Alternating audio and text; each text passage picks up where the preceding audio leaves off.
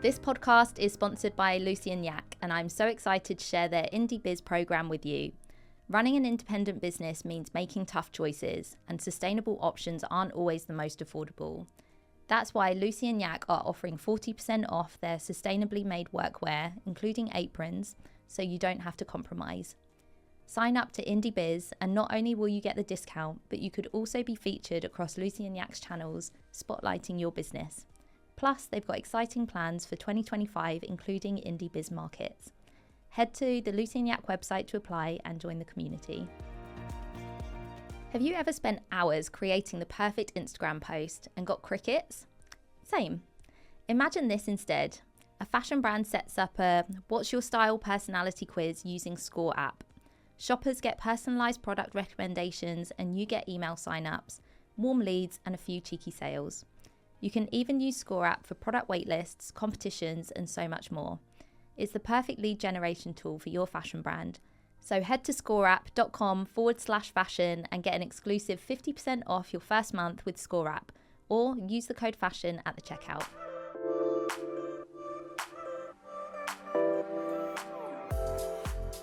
Hello and welcome back to the Fashion Brand Clinic. I have had a little break, but I'm so happy to be back in your ears / now your eyes too, because this season we are leveling up and going visual. So if you're listening on audio, just know that you can now also watch the episodes over on YouTube.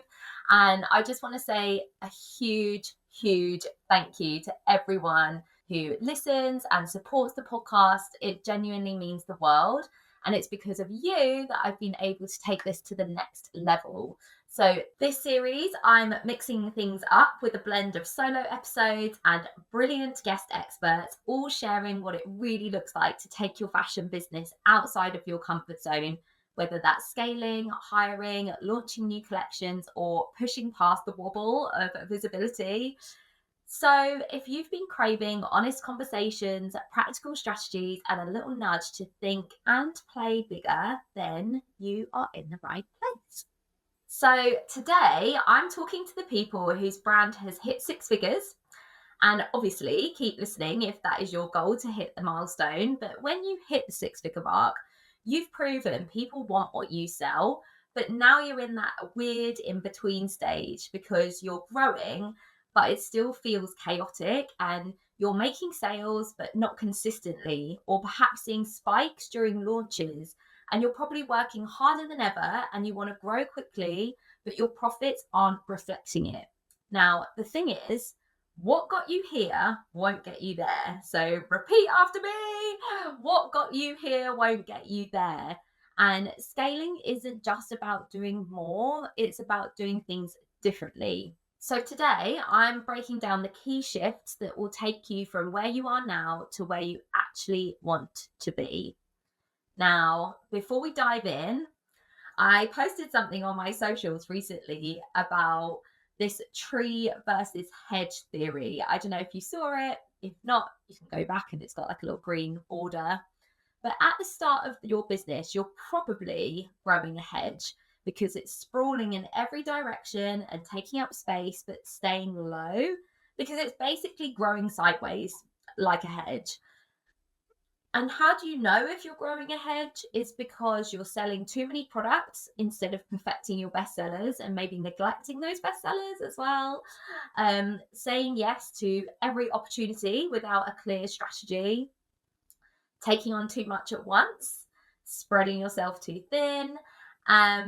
Maybe focusing on low risk activity, which then results in boring low rewards.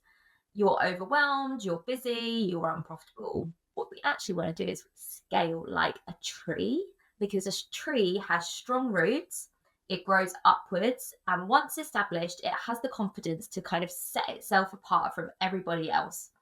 Now, a tree is more like committing to a niche and refining products before expanding, investing in quality marketing instead of that famous phrase of winging it, building strong foundations with great visuals, a clear message, and a loyal group of customers so that you feel grounded and people actually take notice of you. Many fashion brands like start off in hedge mode without even realizing it. And taking this like low risk but very high activity route feels safe. But that safety often leads to stagnation, stress, and really like lacking real results. And that just becomes frustrating for you because your results don't match the efforts that you're putting into your business. And the rewards are so much greater when you take strategic risks. So let's take a look at some more examples for hedge. It's the brands who post sporadically on Instagram. They hope for engagement, but they're not really building a community with the content. Their content is quite random and probably a little bit inconsistent as well. And they try and post on all the platforms instead of mastering a clear sales funnel. But confusion does not convert. Now, if we were to look at some trees, imagine if Gymshark had never gone all in their niche. So they didn't even sell leggings to begin with or athleisure wear. They started out by selling gym tops to gym obsessed men. So it wasn't even really a unisex brand. Like, would they have built a £1 billion brand? Like, I don't think so. And imagine if Odd Muse had diluted their brand identity from early on, selling trend led items instead of perfecting that one tailored belted blazer. Like, would they have achieved the cult following they have today? No way. They committed and became the best. And so can you if you are a little bit braver in the way that you work. So these shifts that we're going to be talking about today are about moving from hedge mode into tree mode. Okay. So shift number one is going from reactive marketing to a more scalable strategy. Right now, your sales probably depend on you showing up every single day and posting, talking on stories, sending emails in a panic when maybe things go quiet. But to scale, your marketing needs to run more like a system, not just when you have the energy to do so. And your brand needs strong positioning so customers connect with your world, not just your product. And you want to think about creating content where you're not only talking about the product, but also around the product as well. And a great example would be Finisterre, who's a B Corp clothing brand for people who just love the outdoors. And if you take a look at their socials, they share all sorts on there from viral surf videos to photos of dolphins and global warming protests, because they know what their customer believes in, what they love doing in their clothes, and really selling the lifestyle of that ideal customer. So your brand should have a really clear message and a really clear identity without you having to explain it all the time. And you can move from reactive marketing, so just posting when you feel like it, to more strategic marketing. So that would look like setting clear goals, clear KPIs, planning campaigns, and batch creating your content. I know, don't hate me for saying batch creating, but it also means sending regular emails. And we want to just then start repeating what works instead of constantly just reinventing the wheel. So, as a little takeaway, if your marketing only works when you're pushing it, it's a hedge. But if it's bringing in sales, even when you step back or you're asleep, then it is a tree. Okay. So shift number two is moving from like chaos to a clear production critical path, because one of the biggest reasons brands feel stuck is because their production and their marketing aren't in sync. And if you're deciding your launches based on when your stock arrives, rather than setting your marketing first and then working backwards, you are always going to be in reactive mode. So, really, what you want to do is set your key sales moments first and then plan your production around them. You also really need to learn to work on two seasons at once, because you're going to be marketing one whilst also developing the next one that's coming afterwards. I want you to stop waiting for stock to arrive before promoting it, because you can pre-launch, it builds demand even before your products drop. So if you want to launch in September, you cannot be like scrambling around in August big brands work in cycles, and you need that same structure, even if you are just a small team with a short lead time. So if you're launching just, I don't know, when you feel like it, then you're in hedge mode. And if you're planning ahead and driving demand before it lands, then you are definitely growing a tree, which is what we want. So shift number 3 is from doing it all yourself to actually building the right support around you, because you can hit 6 figures by doing everything yourself, but you can't keep scaling without help, at least not without burning out. So really, we want to stop waiting for the right time to outsource, because you'll never ever really feel ready. And just start small. Even a few hours of support a week can really free you up for growth. I want you to think about hiring for where you're going and not just for what's overwhelming you right now in this moment, because CEOs protect their energy. If you're drained from doing absolutely everything, you cannot be expected to make these big picture decisions. So there are so many founders delay hiring because they're scared of the cost. But what's costing you more? Is it the fact that you're hiring help or staying stuck at the same revenue level for another year?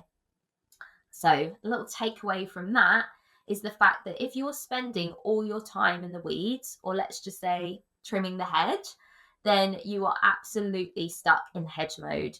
If you're building a team and making growth decisions, then you are a gorgeous tree. So shift number 4 is more of a mindset shift. So rather than just being a small business owner, you're a CEO. And this is where shit gets real, because a lot of people say they want to scale, but they're really thinking about being a small business. And the hardest, most important shift is letting go. If your brand is still 100% you, it's time to think about how it can really start to stand on its own. And think about the brands that you admire, because the founder might be visible, but the brand has its own voice, it has its own identity, and also that is what makes it scalable. I want you to think about stop running around and chasing more revenue without knowing your margins, because more sales don't always mean more profit. And then also, I want you to learn to trust your data over your feelings, because your gut matters, but scaling requires strategy. You need to think about processes, not just habits, so things run smoothly, even when you're not involved in every single tiny detail. So, okay, it might be quicker for you to do it, but only that one time, definitely not forever. So if you're running on gut instinct alone, your business still needs you at every stage, and all the processes are in your head, then you're in hedge mode. And if you're making data-driven strategic decisions and there's processes in place that anyone in the business can see, then you're growing a tree. Okay? So just some final thoughts to wrap up this first episode is that scaling isn't about just doing more. It's about shifting how you think, how you plan, and how you act as a leader. So really moving from hedge mode means a marketing strategy that doesn't rely on you showing up every single day, a production plan that aligns with your launches, a team that will support your systems and that help you grow. And then really like a big mindset shift from working harder to really like leading with bravery. So really following that fear. And if this episode hit home and you know you need to start making these shifts, that's exactly what I help people with inside my mastermind program. It's for ambitious founders who are at 6-7 figures turnover and they want to grow strategically without burning out. So, you know, if you're interested, just drop me a DM with the word scale and we can have a chat. I'm at Elizabeth Stiles UK on Instagram. And that is everything from me for this week. I'll be back next week in a studio where I'll be chatting to the very first guest of season 3. So, I'll see you then. Fashion founders, let's talk about something your brand can't exist without. Words. You already know your designs are incredible and your vision is clear, but something is missing. If you're feeling invisible in the fashion world, struggling to sound consistent across platforms, or feeling fed up not knowing what to say in your marketing, then you need the Visionary, the ultimate brand voice masterclass by Studio C. Led by Studio C founder Charlotte Ferris, this on-demand masterclass harnesses a decade of experience to guide you through all things brand voice so you can shape your signature sound and transform casual followers into loyal customers. What you say and how you say it is infinitely powerful. Mastering your brand voice isn't just about writing better, it's about building a voice that's unmistakably yours, one that speaks authentically and connects you endlessly to your dream customers. I know firsthand how fundamental finding your brand voice is, which is why I worked with Studio C to write the copy for my website back when I first became a fashion brand consultant. So if you're ready to make your fashion brand stand out, head to studioc.uk today to join the Visionary, the ultimate brand voice masterclass, and get ready for your brand to break through the noise.